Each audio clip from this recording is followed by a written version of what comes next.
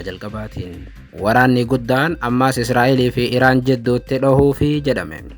Dhimma kana ministeerri ittisaa Israa'el har'a ifatti mirkaneessaniiru. Oduudhuma wal qabateen hoogganaa olaanaan Iraan erga haleellaan isarra ga'ee as uummata biyyattii bulchaa kan jiru IRGCdha jedhame. Hoogganaa olaanaan Iraan Mojtaba Khamenei immoo ammallee oduu xalayaadhaan isaan bira ga'u xalayumaan deebi'ii kennaa jiru jedhame. Dhimma kanaan wal qabatee New York Times gabaasa bal'aa qondaaltota Iraan wabeeffatee qopheesse qaba. Bal'inaan dhageessu. Oduu biraatiin ministeerri muummee Itoophiyaa Abiy Ahmad dursaa damee AIT fi fayyaa dijitaalaa Afrikaa ta'uun gamtaa Afrikaatiin filatamuun dhaga'ame. Ta'us oduu waajjirri Abiy qoode tana gamtaan Afrikaa mirkaneessuu dhabuun dhimmicha shakkisiisaa taasiseera. Dhuguma Abiy Ahmad gamtaa Afrikaatiin muudameera kan jedhu bal'inaan dhageessu. Oduu itti aanuun istiidiyoon Teedii Afroo namoota uffata poolisii federaalaa uffataniin cabuun dhaga'ame. Kunis albamii ijoo dubbii ta'e booda tarkaanfii cimaa mootummaan Teedii irratti fudhate yoo ta'u, Teediin mataan isaa hidhamuu akka malu sodaatameera. Muddama Teediitiif mootummaa ammallee itti fufe bal'inaan dhageessu. Oduu teenyaa xumuraatiin shamarree Ruut Yirgaalem Itoophiyaa bakka bu'uun dorgommii Miss World 2026 irratti hirmaachuufi jedhame. Gabaasa guutuu qabnaa akka moltan daawwattootaaf hordoftoota aanolee Global Media. Oduuf odeeffannoo teenya galgala irraa qabannee dhufneeti jirra. Odeeffannoo teenya ijoo isaan mara geessan guutuu isaa isin biraan geenya. Haga xumuraa sagantaa teenyaatti dhaggeeffachuun yaada qabdan gara koomentiitiin nuuf barreessaa. Viidiyoon teenya hiriyoota keessan bira akka dhaqqabduuf immoo laayik, sheer, sabskiraayib godhuun dagatinaa isiniin jenna. Kallattumaaniin gara gabaasa bal'aattiin isin qajeelcha.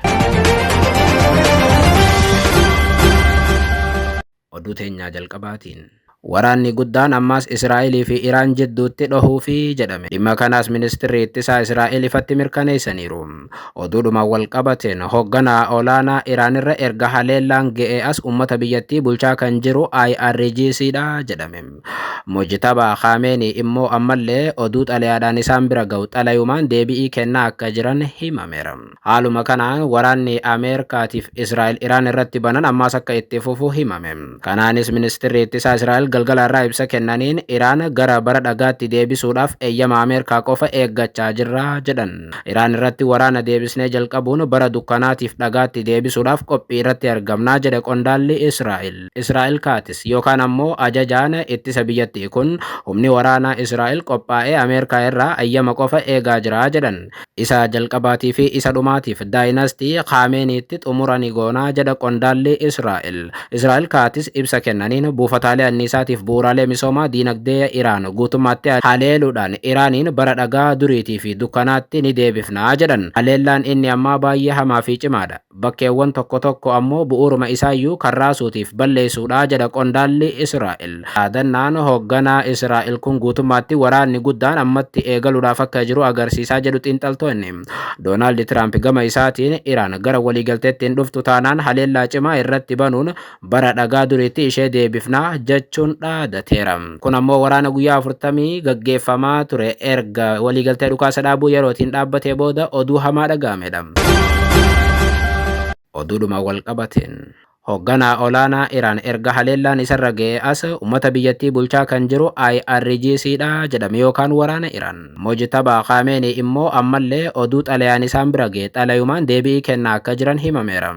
Haaluma kanaan gabaasni The New York Times akka ibsutti Khameneiin haalli fayyaa isaa yookaan ammoo Mojtaba Khamenei haalli fayyaa isaanii gaarii fi sammuudhaanis namni kun qophaa'aa jiru jedheera. Odeeffannoo dhimmoota alaa ammoo xalayaa harkaan barreeffame irra dhaabbachuun hordofaa akka jiru gabaasni kunneera.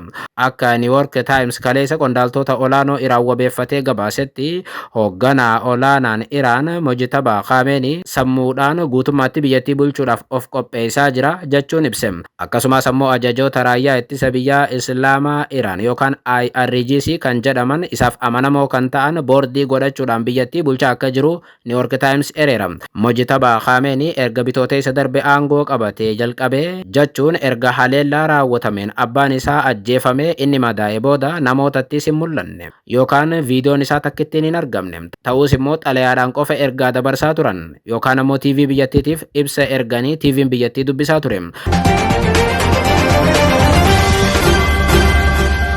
Oduu oduu biraatiin Ministeerri muummee Itoophiyaa Abiyyi Ahmad dursaa damee AIT fi fayyaa dijitaalaa Afrikaa ta'uun gamtaa Afrikaatiin filatamuun dhaga'ame. Ta'us oduu waajjirri Abiyyi qoode tana gamtaan Afrikaa mirkaneessuu dhabuun dhimmicha shakkisiisaa taasiseera. Haaluma kanaan gamtaan Afrikaa ministeera muummee Itoophiyaa Abiyyi Ahmad dursaa shaampiyoonii damee Artificial Intelligence fi fayyaa dijitaalaa Afrikaa gochuudhaan muduu waajjira isaatu beeksise.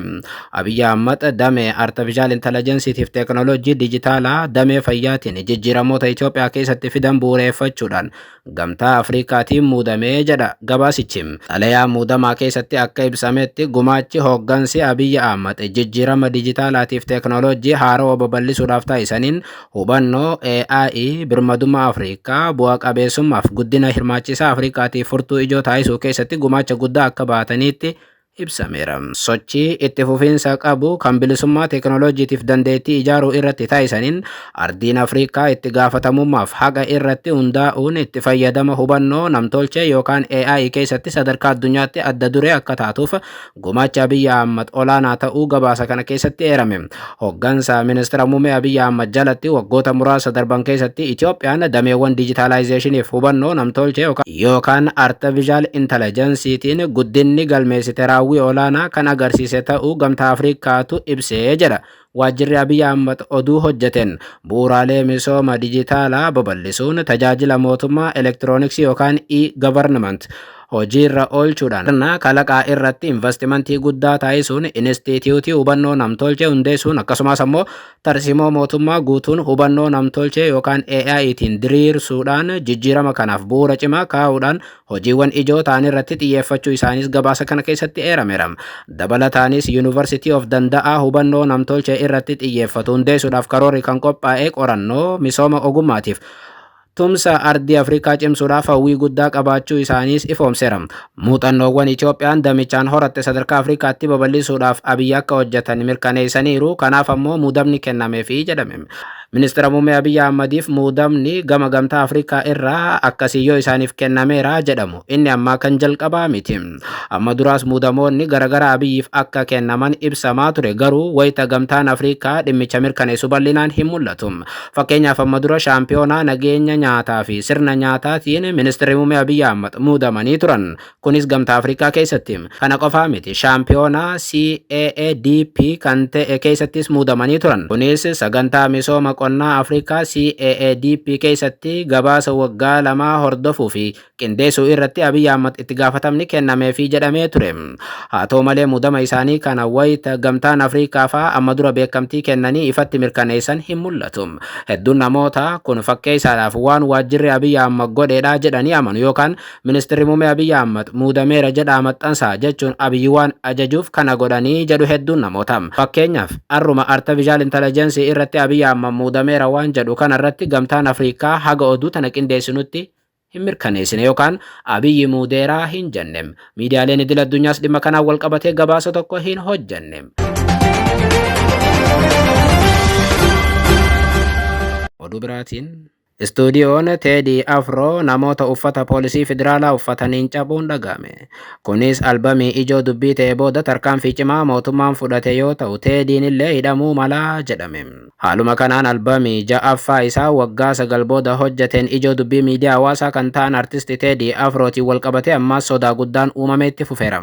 Mootummaan gama isaatiin namoonni biraa artistii kana ajjeesanii maqaa na balleessuu malan jechuudhaan eegumsa isaaf gochuudhaaf akka badbadjachaa jiru warri mootummaa deeggaran yeroo ibsan, faallaa kana garuu gabaasa haarawa galgala arraa baheen immoo dhiibbaan wallisaa Itoophiyaa dullatti faarsuudhaan beekamu Teedii mudachaa jiru sadarkaa guddaatti ceheeraa jedhame. Namoonni dhimma kana ijaan arganiif maddeen dhiyoo dhimma kana mirkaneessan akka jedhanitti namoonni qawwee qaban arra uffata poolisii federaalaa uffachuudhaan meeshaa waraanaa hidhatanii fi kanneen konkolaataa poolisii federaalaatiin deeman istuudiyoo fi waajjira dhuunfaa Teedii Afroo kan naannoo CMC keessatti argamu argamu humnaan cabsanii seenaniiru.